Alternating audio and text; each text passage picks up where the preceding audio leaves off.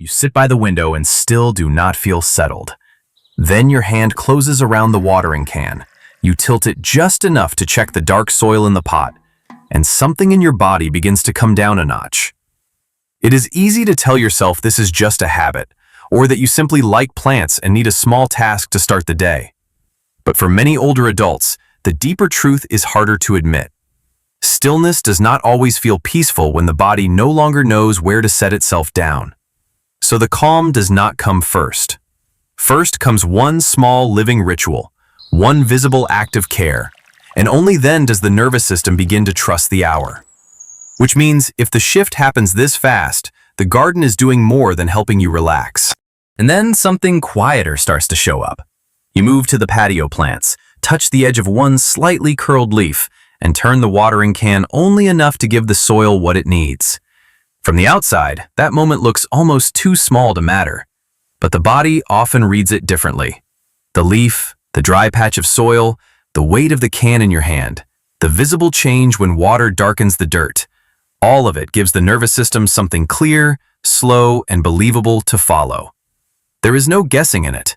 No need to explain your mood. No pressure to feel better before you are ready. For many older adults, that is why the garden calms them faster than sitting still ever could. It offers a rhythm the body can trust before the mind has found the words for what it needs. And that is only the visible layer. The part that looks simple now usually started much earlier in adult life. Many people who feel this kind of pull toward the yard spent years living inside responsibility, routine, maintenance, and the quiet pressure of keeping things going. You see it in a side strip of garden, one hand pulling the hose farther than it needs to go, then stopping to look over the beds as if stepping into a shift you still know by heart. That matters because the body learns where calm is allowed. And for a lot of older adults, calm was not something they found by doing nothing. It came while checking, carrying, fixing, noticing, watering, making sure something living or useful stayed in good condition. That built a real strength. It also left a hidden cost. Rest can start to feel less natural than care, and stillness can feel less trustworthy than motion. What makes this pattern easy to underestimate is that it comes with a real kind of strength. At the edge of a raised bed, you spot one dry stem, bring the pruning shears in close, and cut only that piece instead of reacting to the whole plant at once. That is not fussiness. It is a practical intelligence many older adults built over time. The ability to steady yourself by finding one small thing that can be tended, corrected, or brought back into shape. When life feels too large, this kind of person does not always reach first for language. They reach for a task with edges. They know that one visible adjustment can change the feel of an entire hour. But that same strength can be misread, even by the person living it. What looks like careful attention from the inside can start to look like over-reliance from the outside. And that is where the habit stops looking simple. The more private layer usually shows up later, often at the exact moment nothing urgent is wrong. You are in the front yard at dusk, one hand resting on the rake handle, and you stay there longer than the yard actually requires.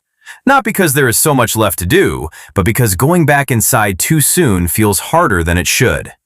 This is one of the hidden costs of hand-led calm. When the body learns to settle mostly through care, maintenance, and small visible tasks, pure stillness can begin to feel strangely exposed. A person may not say that out loud. They may only feel the pull to water one more pot, straighten one more edge, check one more patch of soil before the evening ends. That is the tender part. The garden is helping, yes, but it may also be carrying more of the person's regulation than even they fully realize. And this is where people often read it wrong. At a patio table, you line up a few old plant tags, straighten one that is bent, and stack them into a neat little row while your breathing gets quieter without your noticing. To someone else, that can look like harmless fussing, maybe even proof that you do not know how to sit still anymore. But what is happening inside is not nearly that shallow. For many older adults, the garden is not just a place to stay busy. It is a place where the body receives clear signals that the moment is manageable. They see a small hobby. What is actually happening is a quiet act of regulation, a way of turning inner noise into something with shape, pace, and edges. And once a place begins doing that much emotional work, the habit deserves a deeper reading than most people give it. The harder truth is that this is not only about calming down. After you water the patio pots, the soil turns darker. One drooping stem lifts a little, and the change is small, but undeniable. That moment matters because the garden answers back. In later life, when so many adjustments are emotional, private, and hard to measure, a living thing that responds to your care can feel deeply stabilizing. You did something, and the world close to you changed. For many older adults, that is not a minor pleasure. It is proof that their presence still has effect, that their attention still produces visible usefulness, that care still lands somewhere real. So the garden is not just lowering internal noise, it is also protecting something more dignified and more vulnerable, the need to feel that you are still able to touch life and leave it steadier than you found it. But it is worth saying plainly that if you only feel okay while caring for something, there may still be a deeper discomfort with pure stillness underneath. That does not make this habit weak or unhealthy. It means the garden has become a form of steadiness your body recognizes faster than self-reassurance.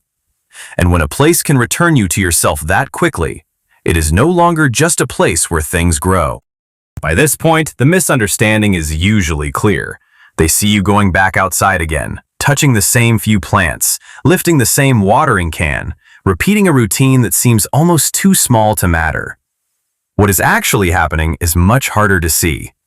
On the porch step, you set your gloves down beside you, let out a deeper breath than the task seems to deserve, and feel your body finally believe the day is safe enough to soften. That is why these habits should not be dismissed as mere busyness. They are often carrying self-trust, visible usefulness, and a quiet way of staying emotionally intact. The garden is not a hobby first. It is a place the body learns to trust. And for many older adults, being understood at that level matters more than being told to simply relax. So the meaning of the opening image changes by the end. The watering can by the window is no longer just part of a gardening routine, and the potted plant beside it is no longer just something that needs care. You set the can down, rest your hand lightly against the rim of the pot, and for a moment, the room feels more livable than it did before.